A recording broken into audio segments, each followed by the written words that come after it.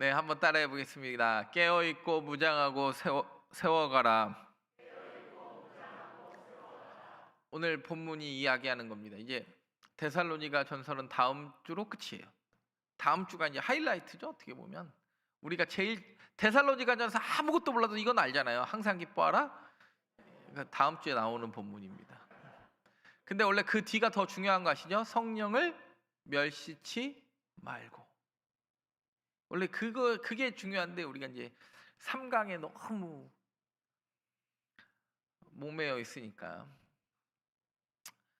오늘 데살로니가전서 5장 1절부터 11절의 말씀 가지고 깨어 있고 무장하고 세워가라. 오늘이 보니까 피곤한 날이네. 보니까 5월이 오늘이 몇 번째 주일이에요? 그래서 피곤한 것 같아. 지금 날이 갑자기 더워지니까 눈꺼풀이 무거워요, 안 무거워요? 이거 안 무거운 것도 이상한 거예요. 너무 감사하고 오늘 스티그마, 정말 예수의 흔적이 남은 아름다운 중창단 너무 감사드리고, 오늘 화면 바꿔주시면 오늘 데살로니가전서 강의 7번째 시간입니다. 그리고 오늘 본문이 주는 명령이 있죠. 빛의 자녀답게 뭐하고 깨어 있고, 그리고 그렇죠. 그다음에 믿음과 사랑의 호신경과 구원의 소망에 투구를 쓰고 무장하고 피차 권면하며 서로 덕을 세우면서 주의 공동체를 세워가라. 이게 사실 이제 4장까지는 하고 싶은 이야기인데, 이제 5장이 바울이 데살로니가 전서에게 바라는 교회의 꿈이잖아요. 이런 교회 되면 좋겠다. 첫 번째 한번 따라해 보겠습니다. 영적 무감각의 밤에서 깨어나라. 5장 6절에 보면 이렇게 이야기해요. 우리는 다른 이들과 같이 자지 말고 오직 깨어 정신을 모할지니라. 오늘 밤과 낮을 1절부터 밤과 낮을 비교하면서 이야기해요. 너희 이제 밤의 아들이래요, 낮의 아들이래요? 빛의 자녀라고 이야기해. 빛의 자녀. 오늘 1절 보면 이렇게 이야기해요. 오늘 1절 보면 세 번째 본이죠. 이게 3본 중에 형제 사랑과, 다 잊어버렸어요? 형제 사랑과 세 가지 본을 보이는 게가 뭐예요?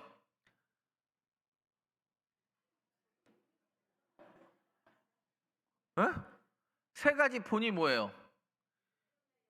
믿음의 역사, 사랑의 수고, 소망의 인내 말고 세 가지, 그거는 형제 사랑, 때와 시기, 그 다음에 형제 사랑, 그 다음에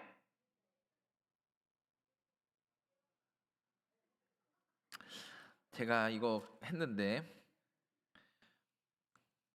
믿음의 본과 형제 사랑과 때와 시기는 너희에게 가르칠 게 있다 없다? 없다라고 했어요. 오늘 성경 이야기합니다. 형제들아, 때와 시기에 관하여는 너희에게 쓸 것이 없다. 왜냐하면 다른 사람들은요, 이 때와 시기 때문에 문제가 생겨요. 여전히 여러분, 우리 최근까지도 이 때와 시기를 가르쳐야 됐어요. 아니, 그러니까 막 시한부 종말론이 득세하는 건 우리가 때와 시기를 제대로 알지 못했기 때문에 시한부 종말론이 득세한 거 아닙니까? 성경에 이제 헬라어로 시간을 두 개를 나누는데, 크로노스라는 그냥 시간의 흐름에 따라서, 우리도 지금 2026년 5월 31일 주일날 예배를 드리는 건 그냥 또 하루일 수도 있는데, 만약에 오늘 하나님이 나에게 주시는 말씀 듣고 내 삶의 변화가 일어난 시간은, 그거는 카이로스라고 그래요. 요셉을 보면 이게 명확하게 드러나는데, 요셉의 인생에서 17살 때까지도 그냥 그런 인생, 17살 때까지 그냥 아빠한테 이쁨만 받았죠. 근데 17살에 팔려와가지고 28살에 모함이 되고 감옥에 만 2년을 머물러요. 그리고 바로 앞에 설 때가 몇 살이라고 그래요? 30세라고 이야기하는 건 하나님이 그 중간에 그냥 흘러가는 감옥에서의 2년이 아니라 그 30살에 바로 앞에 서기까지 준비시켰던 그 카이로스의 순간을 위해서 우리가 준비된 거 아닙니까? 오늘 5장 1절에 그래서 이야기합니다. 형제들아, 때와 시기에 관하여는 너희에게 쓸 것이 없다. 사도행전 1장 7절과 8절 요 박스 친 것만 한번 읽어보겠습니다. 시작. 때와 시기는 아버지께서 자기의 권한에 두셨으니 너희가 알 바 아니요 오직 성령이 너희에게 임하시면 너희가 권능을 받고 예루살렘과 사마리아와 온 유대와 땅끝까지 내 증인이 되리라. 1장 7절이 때와 시기에는 아버지께서 누구의 권한에 두셨대요? 네. 내가 터치할 수 있는 영역이 아니에요. 근데 사람들은요, 이때 당시만 해도 예수님이 계속 반복적으로 말씀드리지만 무의도식이 일어난 건 왜 그래요? 예수님이 금방 오실 것 같으니까 지금 그냥 살면 예수님 오시면 다 끝나는 문제 아니에요? 그러니까 그냥 하루하루를 무의도식하면서 일하지 않고 일하는 자가 있는데 하루하루를 성실하게 보내는 자도 동시에 존재합니다. 임박한 종말 사상이 있는 반면에 성경은 지연된 종말 사상이 있어요. 임박한 건 이렇게 무의도식하는 건 사람들이 예수님의 종말이 늦게 올 것 같아서 임박한 종말 사상을 하는 거예요. 지금 금방 올 것 같은 거예요. 금방 올 것 같으니까 에헤라 디아가 되는 거예요. 근데 시간이 지나면 지나고 이제는 예수님을 눈으로 본 사람인지 내가 자꾸 죽고 하니까 그래도 와요, 안 와요? 이렇게 안 오면 뭐가 흔들릴 것 같아요? 믿음이 흔들릴 것 같잖아요. 이제 나는 눈으로 봤지만 내 자녀들은 눈으로 본 적이 없고 내가 전한 건데 이제 아니 금방 오신다고 그랬던 분이 자꾸 안 오니까 베드로후서에서 지연된 종말 사상, 내 시간과 하나님의 시간이 다름을 베드로가 인지해요. 그러면서 말하는 이야기가 죽게는 하루가 1000년 같고 1000년도 하루 같은 게, 그러니까 우리의 시간과 하나님의 시간이 같다 다르다? 다르다라는 지연된 종말 사상이 이제 나중에 등장을 하는 거예요. 왜? 금방 내가 그때 예수님의 금방은 내 시간의 금방과는 다른 곧 오겠다 이야기가 내 곳과 그분의 곳이 다름을 사람들이 인지하기 시작했어요. 1000년이 하루 같으면 지금 이틀 지난 거네요. 제 말이 무슨 말인지 이해가 되시죠? 여러분, 그때도 종말이라고 그랬고 2000년 뒤가 지난 지금도 종말이라고 이야기하는데 우리가 알 일은 그분이 언제 올 시기가 아니라 그분이 올 때 내가 어떻게 준비된 사람으로 오늘을 어떻게 살 것인가가 훨씬 중요하다. 그분 올 것 같으면, 여러분, 목사가 요즘은 뭐 신방도 잘 안 받으려고 하는데 왜 안 받으려고 그래요? 청소하기 귀찮고, 청소하려니까 귀찮고 밥하려니까 귀찮고, 뭐 목사 신방 와도 뭐 능력도 없는 것 같고 뭐 그러니까. 근데 저는 신방도 마음가짐이라고 생각해요. 신방이잖아요. 마음가짐이라고 생각해요. 저는 제가 여러 해 목회하면서 아직도 기억나는 신방이 몇 개 있어요. 한 번도 잊어버리지 않는 신방이 언제냐면 제가 전도사 때야. 영락교회 전임 전도사 할 때 아직도 기억나. 옥수동에 그때 아파트 막 새로 들어올 때인데 10몇 년 전에. 영락교회는 전임 전도사가 이사 신방, 환자 신방 이런 거 하고 교구 목사님들은 이제 대신방만 하거든요. 이사신방을 갔는데 이제 구역 식구들하고 이사신방 날짜를 잡고 갔는데 그 어르신 권사님이 그 얘기를 해요. 그때 전도사잖아요. 근데 전도사는 왜 이렇게 스스로도 위축되나 몰라. 내가 뭐 축도도 못하고 뭣도 못하니까 약간 위축되기도 하는데 그 권사님이 그런 얘기 하셨어요. 전도사님 오기 전까지 누구에게도 우리 집을 보여준 적이 없어요. 내가 예배 신방하고 이 가정의 시작을 하나님이 여신, 아니 그런 마음의 자세를 갖는 사람에게 하나님이 은혜를 베푸시는 건지 오든지 말든지. 제가 은혜를 받았어 가서.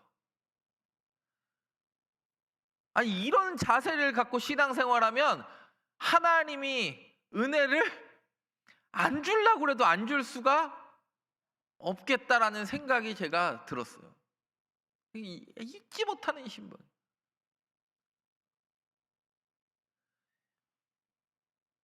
아마 말은 하진 않아도 아마 그분은 평생 그렇게 신앙생활을 했을 것 같아요. 여러분, 우리는 종말의 때를 산다고 이야기합니다.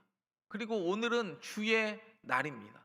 그래서 주일이라고 이야기합니다. 5장 2절에 보면 주의 날이 5장 2절 한번 읽겠습니다. 시작. 주의 날이 밤에 도둑같이 이를 줄을 너희 자신이 자세히 알기. 예. 주의 날은요, 성경에 구약에서 여호와의 날이라고 부르는 건 굉장히 어떻게 보면 힘든 날이에요. 욤이 날이라는 뜻인데 욤 아도나이 이렇게 하면 여호와의 날은 보통 하나님이 손대는 날이에요. 첫 번째는요, 보통 이제 너 이제는 오늘 아빠가 회초리 한번 들 거야 하는 날이 여호와의 날이에요, 대부분. 근데 이게 여호와의 날이 뭐 호세아나 이사야나 예레미야의 여호와의 날은 대부분 이렇게 좀 무섭고 하나님이 막 회초리 들고 막 몽둥이 들고 이렇게 나오는 것 같은 날이라면 요엘과 스가랴만 그 여호와의 날이 회복의 날이거든요. 여호와의 날이 세 가지가 종류가 있는데 첫 번째는 무슨 날이라고요? 하나님이 친히 행동하시는 날. 하나님이 친히 행동하시면 도끼가 떠오르든지 쇠도끼도 떠오르든지 아니면 친히 행동하시니까 내 죄가 낱낱이 밝혀져 가지고 부끄러워서 대부분 어디 가서 숨어 있든지 그런 날이거나 아니면 가장 중요하게 등장하는 날은 보통 심판과 징계의 날에 1, 2번은 거의 같은 뜻이니까. 그리거나 또 다른 여호와의 날은 항상 회복과 구원의 날, 이런 날. 근데 신약에서 주의 날은 우리가 아는 대로 하나님이 뭐 하시는 날이에요? 임재하시는 날이에요. 그가 강림하시는 날이에요. 그게 주의 날이었어요. 오늘 본문 5장 2절에도 이야기하잖아요. 주의 날이 언제 이를 줄 안다 모른다. 사도행전에서도 말했던 것처럼 그것은 누구만 안다고요? 아버지만 아니까. 도둑같이 이를 줄 평안하다 안전한 그때에 임신한 여자에게 해산의 고통이 이를 줄 안다 모른다? 몰라. 여러분, 그 욥기 공부하시는 분들, 우리 이원동 목사님하고 욥기 공부하신 분들은 아시겠지만 욥기가요 42장이나 있습니다. 아무도 안 놀래잖아요. 구약 신구약 다 합해서 1189장 중에 42장, 물론 장수가 중요하진 꼭 매우 중요하다 덜 중요하다를 떠나서 이렇게 분량을 많이 차지하는 성경이 몇 권 없어요. 욥기는 우리가 아는 대로 고난을 통한 2배의 축복이 결론이 아니잖아요. 결론이 아니니까 하나님의 뜻을 사람이 풀려고 하는데 풀어줘요? 안 풀어줘요? 안 풀어줘요. 아무리 해석하려고 그러고 각종 엘리바스, 빌다, 소발이 각자 사람들만의 특징이 있고 32장부터 37장에 등장하는 엘리후의 특징이 있고 하나님이 38장 1장에서 1절에서 욥기의 38장 1절에서 폭풍 가운데 등장하시는 이유가 있어요. 왜요? 이해하지 못하는 걸 자꾸 지네의 사고 안에서 그것을 뭐 하려고 하니까 풀려고 하니까 하나님이 폭풍 가운데 등장해서 한 방 싹 쏟아내셔요. 그게 욥기 이야기 아니에요? 물론 그 세 친구와 엘리후의 이야기하고 싶은 것도 있으시지만 그때 38장에 폭풍 가운데서 하나님이 등장하셔서 욥한테 그런 이야기를 합니다. 욥아, 너 이 양 새끼가 언제 임신했다가 언제 태어나는지 아냐? 저 비는 언제 내리는지 아냐? 저 무지개 왜 생겼는지 아냐? 그 자연의 모든 법칙을 통하여 너 이거 아니 물어봐요. 근데 욥이 대답할 수 있는 게 하나라도 있어요, 없어요? 없으니까 욥기에서 40장 4절에 보면 욥이 묵비권을 행사해요. 그냥 입 닫아버려. 내가 하나님 앞에 한마디도 할 수 없음을 그냥 인정해버려요. 근데 그 모든 순간 바꿔 이야기하면 내 친구들과의 모든 변론은 잘못된 것을 욥도 깨닫고 친구들도 깨달아요. 그리고 나서 욥기의 결론이 뭡니까? 내가 죽게 대하여 귀로 듣기만 하였사오나 이제는 눈으로 주를 배움나이다. 욥기 42장 5절. 오늘 성경은 이야기합니다. 주의 날에 도둑같이 해산의 고통이 임한같이 빛과 어둠이 내리는 것 같이 우리는 안다 모른다. 근데 우리가 이 고난의 뜻을 해석하려고 하다 보니까 내가 갑자기 열심히 신앙생활했는데 어려움이 오고 경제적 어려움이 오거나 육체적 질병이 찾아오면 그 문제를 자꾸 해석을 하려고 그래요. 연약한 내가 해석을 하려고 그래요. 근데 해석이 잘 돼요, 안 돼요? 잘 안 되잖아요, 우리가. 오늘 성경은 이야기합니다. 그날은 누구 안에 있다? 하나님 안에 있다. 그러니까 뭐 해야 된다? 깨어 있기만 하면 된다. 여러분, 우리가 죄인입니다. 죄인인 걸 알기 때문에 어떤 목사님이 그런 얘기 하잖아요. 자기가 암에 걸리니까 왜 하나님 내게 왜 나에게 암이라는 질병을 주셨습니까? 그렇게 하나님한테 물었대요. 그랬더니 하나님이 이렇게 대답하시더래요. 네가 뭔데?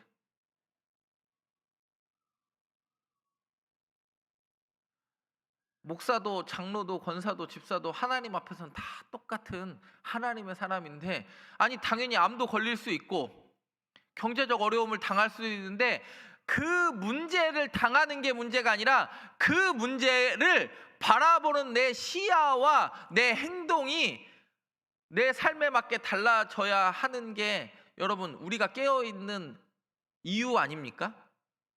오늘 이야기합니다. 주의 날은요 뭐와 같이 임한대요. 도둑같이, 그렇죠, 여인에게 해산의 고통이 임함같이 빛과 어두움처럼 주의 날이 임해요. 영적 무감각함을 어둠 속에 있는 사람이 있는 반면에 빛의 아들처럼 그것을 깨어 있어서 분별할 줄 아는, 빛과 어둠을 분별도 못, 여러분 빛과 어둠은 가장 분별하기 쉬운 거 아닙니까? 어둠이 부재하면 빛이고 빛이 부재하면 어둠이에요. 빛의 부재가 어둠이에요. 어둠의 부재는 빛이. 도둑같이 임한데요. 신약에 요 같은 본문이 5개가 등장을 해요. 도둑은 언제 온다고 얘기하고 와요? 얘기 안 하고 와요?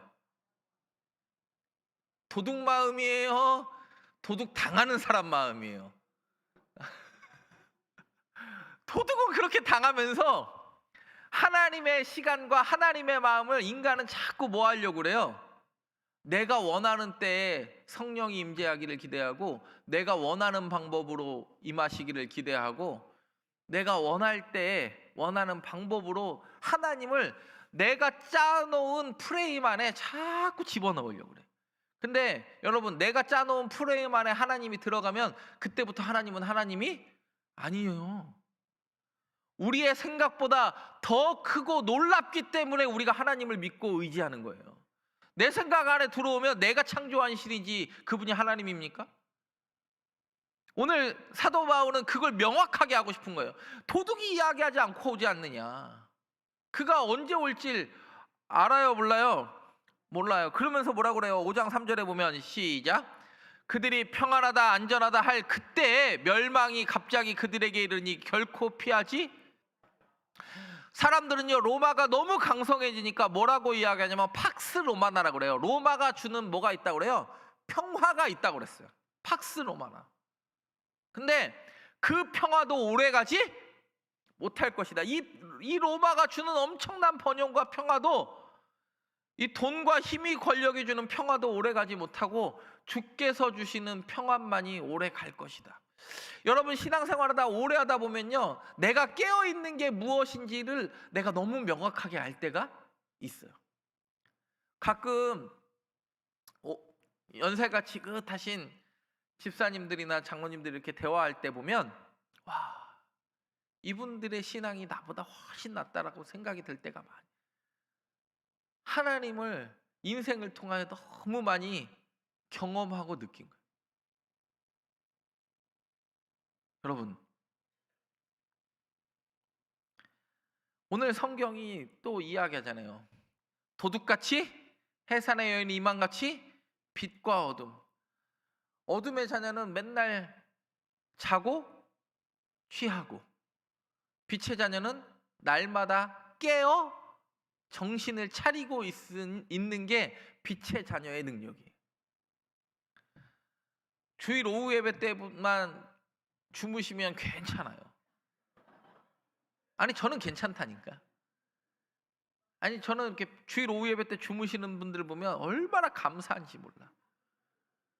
아니, 그분들만 보면 다음 주 똑같은 본문 다시 들고 나와도 될 것 같아요.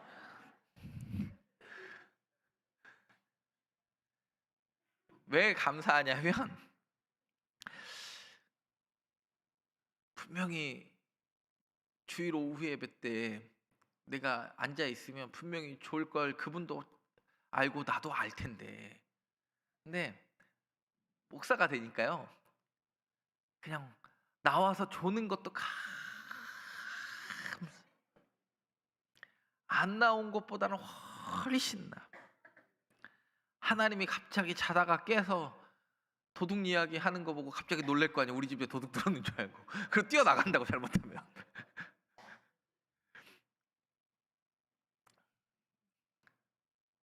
너무 감사할 때가 훨씬 저와 여러분의 삶 가운데 많아요. 근데 내가 깨어 있으려고 하면 눈 떠져요, 안 떠져요? 제일 무거운 게 뭐예요? 안 떠져. 제가 말씀드리지 않았나요? 제가 예전에 연덕교회에서 부목사 하는데, 그분은 설교만 하면은 우리 재우는 능력이 있긴 했는데, 물론 저도 뭐 문제가 있지. 주일 오후 예배가 있었어요. 그때는 있었어요. 연덕교회도 코로나 전에는 주일 오후 예배를 드렸거든. 3시 예배를 드리는데, 그때도 이제 파송의 찬양이 있었어요. 파송의 찬양을 부르는데, 아니, 그분이 설교를 하다가 그냥 파송의 찬양을 읽은 거야. 가사를 읽은 거예요. 근데 제가 졸다가 파송의 찬양 부르는 시간인 줄 알고 맨 뒤에 앉았다가 일어났어, 이렇게. 근데 졸다가 일어나 보니까 맨 뒤에 있는데 저만 일어나 있더라고. 그랬더니 이제 설교 시작인데 그분이 파송의 찬양 가사를 읽었는데 귀가 열려 있었나 봐 제가. 파송의 찬양의 시간인가 하고 일어났는데 다시 아무도 못 봤는. 언제 끝날지를 언제 알 수는 없지만 사도 바울이요 데살로니가 교회에서 가장 필요로 한 건 도둑이 오는 것도 알 수 없고 해산의 여인이 고통에 임한 것도 알 수 없고 어둠의 자녀처럼 날마다 자고 취하고 하지 말고 뭐라 그래요? 빛의 자녀처럼 정신 차리고 깨어 있는 성도 되라. 그게 사도 바울이 오늘 5장을 통해 첫 번째 하는 이야기예요. 두 번째는 무슨 이야기를 합니까? 영적 전투를 위한 갑옷을 입으라. 무슨 얘기예요? 무장하고 깨어있고 뭐하고? 무장하라고. 오늘 두 가지 무기가 나와요. 에베소서가 이게 제일 많이 나오죠. 구원의 투구와 의의 흉배 붙이고 저기 구원의 투구를 쓰고 뭐 그거 있잖아요. 쭉 나오잖아요. 근데 오늘은 딱 두 가지 것만 나와요. 하나는 그렇죠. 투구와 호심경 딱 두 가지만 나와요. 칼, 뭐 방패 이거 하나도 안 나와요. 그러면서 이야기합니다. 8절 시작. 우리는 낮에 속하였으니 정신을 차리고 믿음과 사랑에 구원의 소망에 믿음, 소망, 사랑 세 가지 다 나왔네요. 믿음과 사랑에 뭘 붙이고? 가슴에 방패를 붙이고 여기 이거. 그 다음에 뭘 쓰래요? 소망의 투구를 쓰자 그래요. 왜 갑자기 군사적 비유인가? 왜냐하면 깨어있고 그냥 깨어있는 것만이 아니라 무장하지 않으면 사단이 언제 들어올지 모르니까. 여러분, 내 신앙은 자랑하는 거예요? 자랑하지 않는 거예요? 자랑할 수가 없어요. 언제 바람과 같이 흩날려 버릴 수밖에 없는 게 인생이잖아요. 여러분, 아까 오늘 제가 오전에 엘리사 이야기를 설교했는데 엘리사가 엘리야에게 맡은 제자들이 너무 많아지니까 좁은 곳에서 어디로 가자고 그래요? 요단으로 가자고 그러잖아요. 너무 제자들도 2배가 되니까 많아지니까 가자고 하는데 그렇게 엘리야와 엘리사, 그러니까 여기서 절반은 엘리야도 봤고 엘리사도 본 사람 아니에요? 그러면 이 사람들이 사회를 변화시키고 흔들리던 이스라엘 백성들을 건져내야 되는데 엘리야와 엘리사 그냥 쫓아다니기만 급급하고 독립이 돼요, 안 돼요? 독립이 안 됐어. 여러분 잘 생각해 보세요. 신학교가 너무 잘 됐어요. 엘리야 때 만약에 100명이었으면 엘리사 때는 지금 몇 명 된 거예요? 200명은 된 거 아니에요. 그 너무 좁으니까 늘리자 이야기 하잖아요. 그러면 여러분 바꿔 생각해 보시면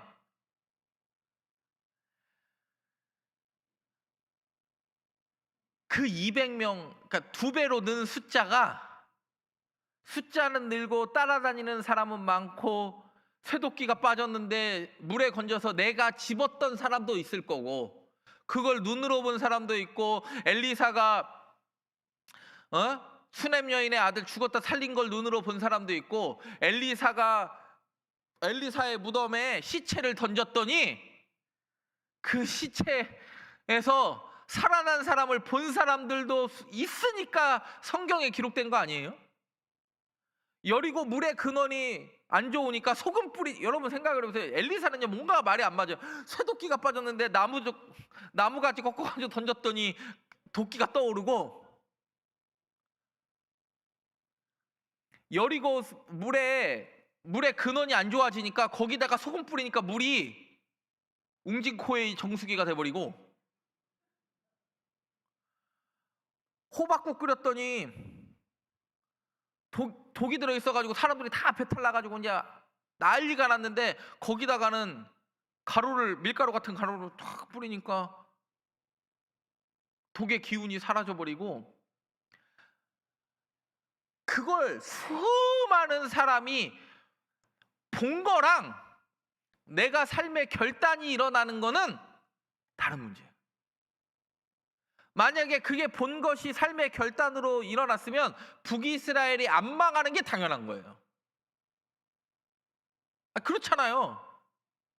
신학교가 2배로 성장하고 뭔가가 잘 되면 그 사람들을 통하여 또 다른 제자들이 양육되고 변화가 일어나야 되는데 변화가 일어나지 않잖아요. 오늘 보세요. 이사야 59장 17절을 한번 읽어보겠습니다. 이사야 59장 17절 시작. 공의를 구원을 자기의 머리에 써서 투구로 삼으시고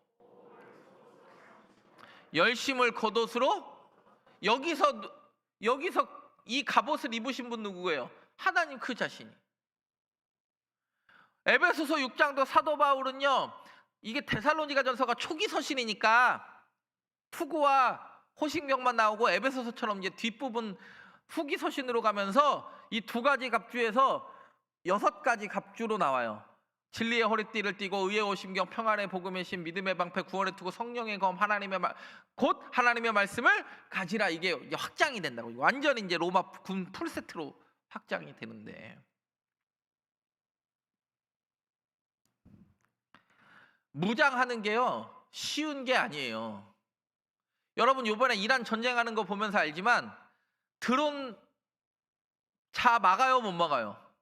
너무 많이 한꺼번에 날라오니까 못 막아요. 우리도 북한을 미사일을 막으려고 저고도 방공망이 있고 중고도 방공망이 있고 고고도 방공망이 있어요. 그러니까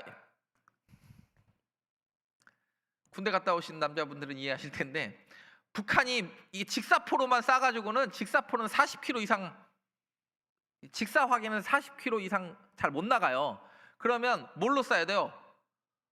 곡사 화기로 쏴야 돼. 그러니까 직사포는 직진으로 나가는 걸 직사포라고 그러고, 곡사 화기가 보통 뭐 우리로 말하면 장사정포 같은 게 150km, 200km 나가는 건 다 곡사 화기예요. 그래서 예전에 저 파주 살 때 그때 목사님이 맨날 그랬어. 일산 살 때 오히려 파주 일산이 안전할 수 있다. 미사일이 다 뚫고 나가는 게 아니라 다 서울 때리려고 곡사화기로 날아가니까 오히려 일산이 안전할 수 있으니까 일산 계속 살아라. 아니 그 말도 뭐 틀린 말은 아니긴 하지만 여러분, 근데 보면 왜 이걸 다 맞추기가 힘드냐면, 곡사화기가 날라올 때는 이 점을 때려서 이거를 맞춰가지고 이게 빠르게 내려오는 걸, 이 점을 때리는 게 매우 힘든 일인데, 이스라엘이 그 아이언돔이라는 그게 엄청나게 그게 빠르게 맞는 거. 이스라엘은 아이언돔만 있는 게 아니라 다윗의 물맷돌 이게 다 있어요. 고고도 중고도. 우리나라도 마찬가지지만 뭐 하나 이거 막았다고 해서 무장한 게, 오늘 성경은 이야기하는 거예요. 이거 하나 막았다고 해서 막은 게 아니다. 내가 이거 하나 막았으니까 평안하다 안전하다 할 그때에 다른 데 뚫고 들어온다. 여러분 그 이야기 하고 싶은 거예요. 오늘 5장 9절을 다시 한번 읽겠습니다. 시작. 하나님이 우리를 세우심은 노함에 이르게 하심이 아니요 오직 우리 주 예수 그리스도로 말미암아 뭐하게 하려 하심이라. 구원을 얻게 하려고 너희를 뭐 시킨다는 거예요? 무장시킨다는 거예요. 깨어 있어라. 그리고 뭐하라? 무장하라. 어떻게 쳐들어올지 모른다. 세 번째 한번 따라해 보겠습니다. 공동체를 건축하라. 이게 세워가는 거예요. 이게 세워가는 거예요. 여러분 오늘 5장 11절의 본문을 읽겠습니다. 여기 나온 것만 읽겠습니다. 시작. 그러므로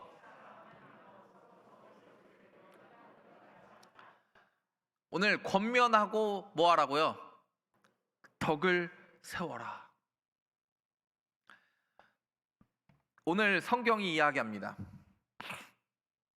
깨어있는 자만이 무장의 필요를, 아니 자는 사람은 어떻게 쳐들어올지도 궁금하지도 않으니까 무장의 필요를 알아요 몰라요?